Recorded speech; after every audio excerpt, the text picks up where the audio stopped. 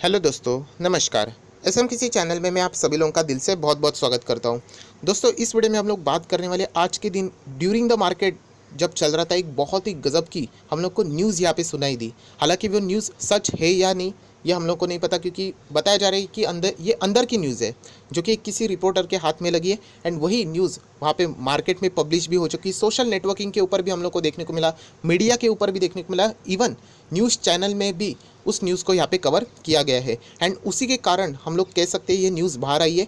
Video को शुरुआत में ही मैं आप लोगों को कुछ इंपॉर्टेंट बातें बताना चाहूँगा कि इस वीडियो को ज़रूर आखिर तक देख लेना, वरना क्या हो जाएगा, आधा अधूरा वीडियो देख लोगे एंड उसके बाद आधी इन्फॉर्मेशन आप तक पहुँच जाएगी। तो ज़रूर इसको पूरा देख लेना। उसके बाद आप लोगों को हर एक चीज़ का यहाँ पे क्या प्रॉब्लम है वो समझ में आ जाएगी, किसको इसका फ़ायदा मिलेगा, किसको इसका नुकसान हो सकता है, सारी बातें यहाँ पे हम लोग करने वाले हैं। तो चलिए दोस्तों, इस वीडियो को स्टार्ट करते हैं, बट उससे पहले ज़रूर कहना चाहूँगा, एसएम किसी इस चैनल में फर्स्ट टाइम विजिट किया तो ज़रूर सब्सक्राइब कर लेना, साथ में बेल आइकन को भी प्रेस कर लेना। तो ऐसे इंटरेस्टिंग वीडियो डेली बेसिस के ऊपर आप लोगों को फ्री ऑफ कॉस्ट मिलते रहेंगे। आप चाहो तो मेरा और एक चैनल है स्टॉक मार्केट का क्लासेस, उसे भी फॉलो कर सकते हो, लिंक नीचे डिस्क्रिप्शन बॉक्स में दे दी है। आज के दिन की बात करें तो रिटेल निवेशकों के लिए एक ज़बरदस्त वीडियो यहाँ पे मैंने बनाया है, उसको भी आप देख सकते हो, लिंक आपको नीचे डिस्क्रिप्शन बॉक्स में मिल जाएगी। सो दोस्तों, स्टॉक मार्केट की बात करें तो आप सभी लोगों को पता है बहुत सारे पॉपुलर ब्रोकर्स हैं। अलग अलग टाइप के ब्रोकर भी होते हैं, फुल टाइम ब्रोकर भी होते हैं, पार्ट टाइम होते हैं, उसी के साथ साथ मतलब बोलते हैं ना डिस्काउंट ब्रोकर्स भी होते हैं। बहुत सारी बैंकिंग कंपनियां होती है, वो भी आप लोगों को ब्रोकिंग के जो डीमैट सर्विसेज होती है वो भी प्रोवाइड करती है। कुछ पॉपुलर ब्रोकर्स है, आप देख सकते हैं, जैसे कि एंजल ब्रोकिंग है, जीरोदा है, आईसीआईसीआई डायरेक्ट है, शेर खान है, 5 पैसा है, मोतीलाल ओसवाल है, एचडीएफसी सिक्योरिटीज़ है, कोटक सिक्योरिटीज़ है। उसी के साथ साथ अभी जो चर्चे में आई थी कार्वी, वो भी है, अपस्टॉक भी है। तो बहुत सारे ये ब्रोकर्स है अलग अलग। तो उनके लिए हम लोग ज़रूर कह सकते हैं ये जो बात सामने आई थी ये बहुत ही एक निराशाजनक वाली हो सकती है। डेफिनेटली इसमें कोई शक की गुंजाइश नहीं कि ये बात उनके लिए, ब्रोकर किसी भी ब्रोकिंग फर्म के लिए ये बात अच्छी नहीं रहेगी। तो चलिए डिटेल में समझ लेते हैं यहाँ पे एक्चुअल में क्या हुआ है एंड इसका इम्पैक्ट कंपनीज के ऊपर क्या क्या हो सकता है, फर्म्स के ऊपर क्या क्या हो सकता है, एंड उसकी के साथ साथ आपके ऊपर भी, रिटेल निवेशकों के ऊपर भी इसका इम्पैक्ट कुछ हो सकता है भी या नहीं, इसी से रिलेटेड बात करने वाले हैं। तो वीडियो तक अंत तक बने रहिए तो आप लोगों को सारी चीज़ें पता चल जाएगी।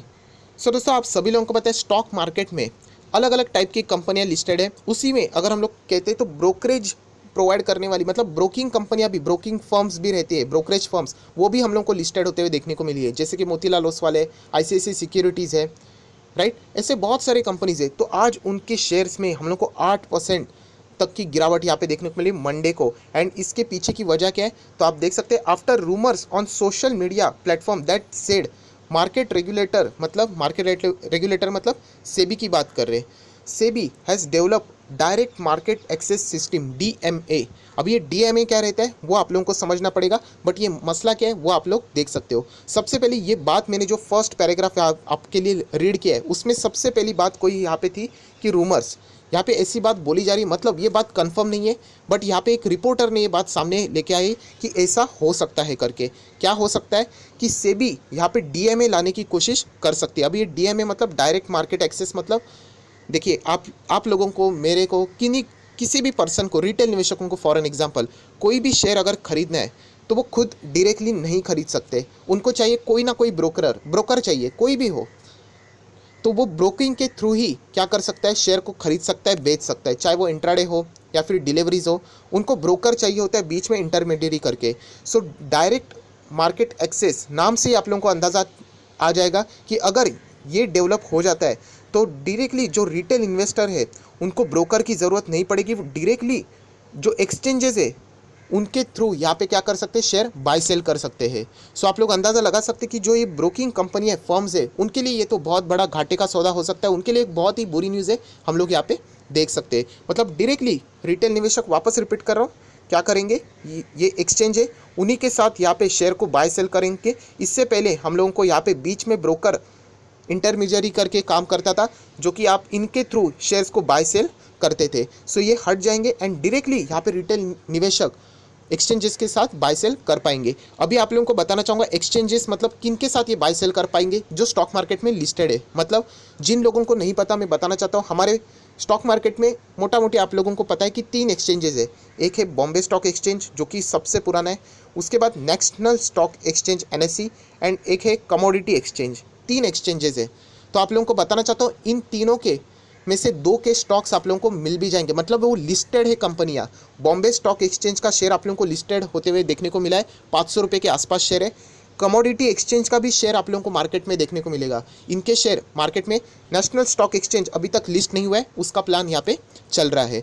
मतलब अगर आप बॉम्बे स्टॉक एक्सचेंज के थ्रू कोई भी शेयर बाय सेल करना चाहते हैं तो आपको कोई भी ब्रोकर की ज़रूरत नहीं पड़ेगी। अगर यहाँ पे सेबी डेवलप करता है डीएमए, या फिर कमोडिटी एक्सचेंज में भी सेम, अगर आपको कोई भी कमोडिटी बाय सेल करनी है, ट्रेडिंग करना है, खरीदना है, बेचना है, तो डायरेक्टली आप लोग एक्सचेंजेस के साथ ये काम कर सकते हो। बीच में जो ब्रोकर का काम है उसको साइड में किया जाएगा। बट वापस मैं आप लोगों को ये दूसरी बार रिपीट कर रहा हूँ कि अभी तक ये न्यूज़ कंफर्म नहीं हो चुकी है। दोस्तों ये एक्सप्लेनेशन इतना बड़ा मैंने क्यों दिया, अभी हम लोग आर्टिकल को पढ़ेंगे तो आसानी से आप लोगों को समझ में आएगा। ये देखिए, इसके आगे लिखा है डीएमए के अंडर क्या क्या होता है। मतलब investor will be able to trade directly from the exchange instead of going through stock brokers. This may result in a drop of brokerage revenue. So ये जो ब्रोकिंग फर्म्स है, हर कोई फर्म्स उनके लिए अच्छी बात नहीं रहेगी, क्योंकि उनका जो रेवेन्यू है जो ब्रोकरेजेस से आता था वो यहाँ पे बहुत ही सिग्निफिकेंटली गिर जाएगा। बहुत सारे जो मार्केट एक्सपर्टर थे उनको भी यहाँ पे पूछा गया कि क्या ऐसा हो सकता है, तो उन्होंने कहा यस, ऐसा हो भी सकता है। एंड अगर ऐसा हो गया तो ये जो एक्सचेंजेस है, स्टॉक एक्सचेंजेस, उनके लिए बहुत बड़ा ट्रिगर रहेगा, क्योंकि वो बहुत ही अच्छा खासा ब्रोकरेजेस के थ्रू भी अर्न कर पाएंगे। एंड यहाँ पे जो डीमैट होल्डिंग का भी जो फ़ी होती है उनसे भी यहाँ पे उनकी इनकम होना शुरू हो जाएगी, मतलब डबल इनकम वो कमाना शुरू हो जाएंगे। सूत्रों के अनुसार, मतलब रिपोर्टर के अनुसार ये बात बताई गई है कि सेबी फाइनेंस मिनिस्ट्री के साथ यहाँ पे चर्चे में है कि ऐसा प्लेटफॉर्म डेवलप करने से रिलेटेड, डीएमए से रिलेटेड। तो अभी तक ये बात आप लोगों को दिखाना चाहूँगा, आगे का जो स्लाइड है आप लोग पढ़ सकते हो। To be sure there is no official communication on the development from the government और द मार्केट रेगुलेटर। सेबी ने अभी तक कुछ भी ऐसा कन्फर्मेशन नहीं दिया है। उसी के साथ साथ गवर्नमेंट के पॉइंट ऑफ व्यू से भी अगर हम लोग बात करें तो अभी तक ऐसा कोई भी ऑफिशियली अनाउंसमेंट नहीं हुआ है। तो ये भी मैंने बात क्लियर कर ली, तो इसलिए मैंने कहा कि वीडियो को पूरा देख लिए, वरना बहुत सारे लोग क्या आधा अधूरा देख लेते, फटाफट रूमर्स फैलाना शुरू कर देते हैं। और रूमर्स जो होते हैं वो ज़्यादा फास्ट आग की तरह फैलते हैं, रादर देन जो सच्ची न्यूज़ होती है वो बहुत ही कोने में पीछे पड़ी रहती है। तो ये सारी चीज़ें मैंने बता दी, अभी थोड़ा सा और आगे बताना चाहूँगा। दोस्तों जैसी ये न्यूज़ हम लोगों को देखने को मिली, ड्यूरिंग द मार्केट देखने को मिली, एंड जैसे मैंने कहा ये स्टॉक आप देख सकते हैं Bombay stock exchange. Yes, Bombay stock exchange का खुद का भी शेयर है। ये उनके लिए सरप्राइजिंग नहीं रहेगा। जो दूसरा चैनल है स्टॉक मार्केट का क्लासेस, उससे जो लोग जुड़े वो बिल्कुल भी सरप्राइज नहीं होंगे। क्यों सरप्राइज नहीं होंगे? ऊपर आई बटन पे जो मैंने वीडियो आपके लिए डाला है वो ज़रूर देख लेना, क्योंकि यहाँ पे मैंने कुछ स्टॉक्स आपको बताए थे जो कि मार्केट में अवेलेबल है बट लोगों को पता ही नहीं है। तो बॉम्बे स्टॉक एक्सचेंज का भी शेयर लोगों को पता ही नहीं था कि वो मार्केट में है। एंड ये भी रूल मैं आप लोगों को बताना चाहूँगा कि बॉम्बे स्टॉक एक्सचेंज ये सिर्फ एनएससी के ऊपर लिस्ट हो सकता है, अपने खुद के प्लेटफॉर्म के ऊपर नहीं, वरना आसानी से वो चीटिंग कर सकते हैं। सेम रूल एनएससी के लिए भी एप्लीकेबल हो जाएगा। अगर वो लिस्टिंग करवा लेते तो उनको सिर्फ बॉम्बे स्टॉक एक्सचेंज के ऊपर लिस्ट होना पड़ेगा। नेशनल स्टॉक एक्सचेंज के ऊपर वो खुद के प्लेटफॉर्म के ऊपर कैसे लिस्ट हो पाएंगे? अगर हो जाते तो आप सभी समझ सकते हैं कि इतना ट्रांसपेरेंसी के ऊपर डाउट आ जाएगा। तो ये बात आप लोगों को पता होनी चाहिए। एंड एमसीएक्स की बात करें तो दोनों पे हम लोग को यहाँ पे देखने को मिलता है। बॉम्बे स्टॉक एक्सचेंज का आज का परफॉर्मेंस देख लेना दोस्तों। जैसे ये न्यूज़ सामने आ गई, आज भी अगर हम लोग क्लोजिंग की बात करें तो 3% के आसपास हम लोग को तेज़ी देखने को मिली है। बट यहाँ पे मैं दिखाना चाहूँगा, प्रॉपरली चार्ट पैटर्न देख लेना दोस्तों। यहाँ पे लगभग कंपनी 556 तक जा चुकी थी, इतना ज़बरदस्त। एंड क्लोजिंग हम लोग को नीचे जाते हुए देखने को मिली 507, क्योंकि जब न्यूज़ आ जाती है वो सडनली आ जाती है। तो इतना स्पाइक, मतलब स्टॉक इतना नीचे चल रहा था, 484 पे चल रहा था, and with in few second वो 500 एंड कितना 556 इतना ज़बरदस्त जंप करते हुए देखने को मिला था। तो यही चीज़ होती है दोस्तों स्टॉक मार्केट में, जिनके पास न्यूज़ होता है। इसलिए मैं कहता हूँ कि जब आप ट्रेडिंग करते हो ना, कैंडल स्टिक सब दिखाती है कि यहाँ पे शेयर नीचे जा रहा है, नीचे जा रहा है, नीचे जा रहा है, एंड सडनली एक न्यूज़ आ जाती है, सभी कैंडल स्टिक्स फेल हो जाती है। एंड इसलिए मैं कहता हूँ कि अगर आप ट्रेडिंग करते हो तो आप लोगों ने यूजुअली वो अवॉइड कर लेना चाहिए। एंड अगर करते भी हो तो एटलीस्ट भाई स्टॉप लॉस तो लगा लो, क्योंकि रिटेल निवेशकों को स्टॉप लॉस लगाना मतलब पाप लगता है। उनको लगता है कि मेरा पैसा जाएगा तो ये कैसे चलेगा। तो ये बताने का मकसद देख सकते हो आप लोग दोस्तों, बॉम्बे स्टॉक एक्सचेंज का शेयर किस तरीके से भागा है, क्योंकि उनके लिए अच्छी न्यूज़ रहेगी। वैसे ही नेशनल स्टॉक एक्सचेंज का तो शेयर हम लोग को देखने को नहीं मिलेगा, क्योंकि वो लिस्टेड नहीं है। एमसीएक्स कमोडिटी एक्सचेंज भी यहाँ पे लिस्टेड है, 1500 पे हम लोगों को ये शेयर देखने को मिलता है। ये भी 3% की जंप के साथ हम लोग को जंप करते हुए देखने को मिल रहा है। आज का परफॉर्मेंस देख लेना, बहुत ही शानदार जंप यहाँ पे भी देखने को मिली। हालांकि जैसे बाजार क्लोज होने को आ गए ये भी नीचे जाते हुए देखने को मिला, क्योंकि बाद में समझ में आ गया था कि अभी तक ये ऑफिशियल अनाउंसमेंट नहीं है। तो इसलिए मैंने कहा कि आप भी थोड़ा सा संभल के रहना। ये ऑफिशियल अनाउंसमेंट जब तक नहीं होती है तब तक आप लोगों ने भी इसके ऊपर इतना भरोसा नहीं रख लेना चाहिए। उसी के साथ साथ अगर हम लोग बात करें तो और भी कुछ शेयर्स रहते हैं, जैसे कि सी डी एस एल की भी अगर हम लोग बात करें तो उनमें आप देख सकते हो लगभग 8% से भी ज़्यादा की जंप हम लोग को देखने को मिली। बहुत ही गजब की तेज़ी यहाँ पे हम लोग को देखने को मिली है। तो बात करते हैं जिनके लिए ये ख़राब चीज़ हो सकती है, जैसे कि 5 पैसा जो स्टॉक्स हम लोगों को मतलब ब्रोकिंग फर्म्स मार्केट में लिस्टेड है। तो 5 पैसा में तो आज हम लोग को लोअर सर्किट देखने को मिला, क्योंकि न्यूज़ उनके लिए बिल्कुल भी अच्छी नहीं रहेगी। आप लोग देख सकते हैं लोअर सर्किट जैसे ही न्यूज़ सामने आ जाती है तो ये सारी चीज़ें हम लोग को देखने को मिल जाती है। हालांकि इन्होंने जो रिज़ल्ट पेश किए थे इस वक्त के, बहुत ही आउटस्टैंडिंग रिजल्ट पेश किए थे। बहुत सारे इनके जो क्लाइंट्स थे, मतलब जो नए अकाउंट होल्डर थे, 1.5 लाख से भी ज़्यादा लोगों ने अकाउंट इनके ओपन किए थे। सो बहुत अच्छी बात थी। बट ऐसी न्यूज़ आती है, आप लोग देख सकते हैं कि यहाँ पे लोअर सर्किट लग चुका है।